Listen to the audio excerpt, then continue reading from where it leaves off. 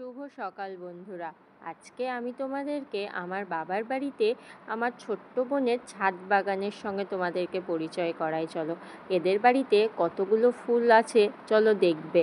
এখানে আমি একটা থালা নিয়ে নিয়েছি, এবার থালাতে সব গাছের ফুলগুলো তুলবো। তোমরাই বলবে কতগুলো ফুল আমি তুললাম এখানে এবং কত রকমের জবা আছে।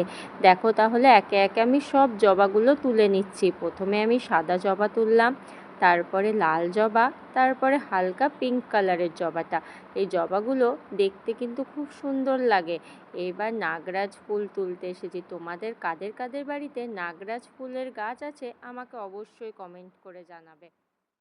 আর কি কি গাছে আছে চলো তোমাদেরকে আমার পুরো বাগানের ফুলগুলো ঘুরে দেখায়।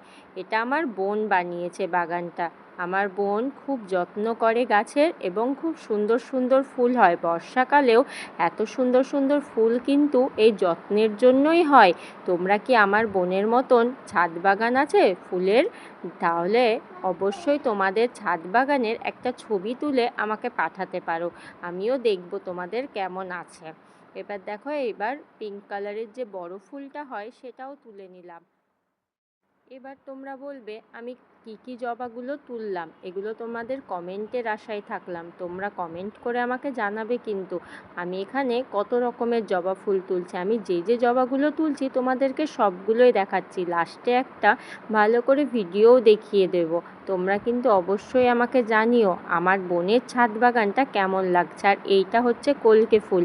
এবার কলকে ফুল তোলার পরে এখানে যে একটা পাতা তুলছি, এই পাতাটা কি পাতা বলো তো? দেখি তোমরা কজন সঠিক উত্তর দিতে পারো। দেখো, এই বর্ষাকালেও কি সুন্দর গাঁদা ফুল ফুটেছে। তোমাদের বাড়িতে কি গাঁদা ফুলের গাছ আছে? গাঁদা ফুল কি ফোটে? আমাকে অবশ্যই জানাবে। দেখো, আমার ফুল তোলা সব কমপ্লিট হয়ে গেছে। এবার যাব হচ্ছে ঠাকুর ঘরে। চলো বন্ধুরা, এবার আমরা কিন্তু নিচে চলে এসেছি আমাদের ঠাকুর ঘরে। চলো এবার তোমাদেরকে আমাদের ঠাকুর ঘরটা পুরো ঘুরে দেখায়। আমার মা নিজের হাতে ঠাকুর ঘরটা সুন্দর করে ঠাকুরগুলোকে সাজিয়ে রেখেছে। আর মা এখানে পুজো দেওয়াও কমপ্লিট করেছে, ধূপ প্রদীপ ধরানো হয়ে গেছে।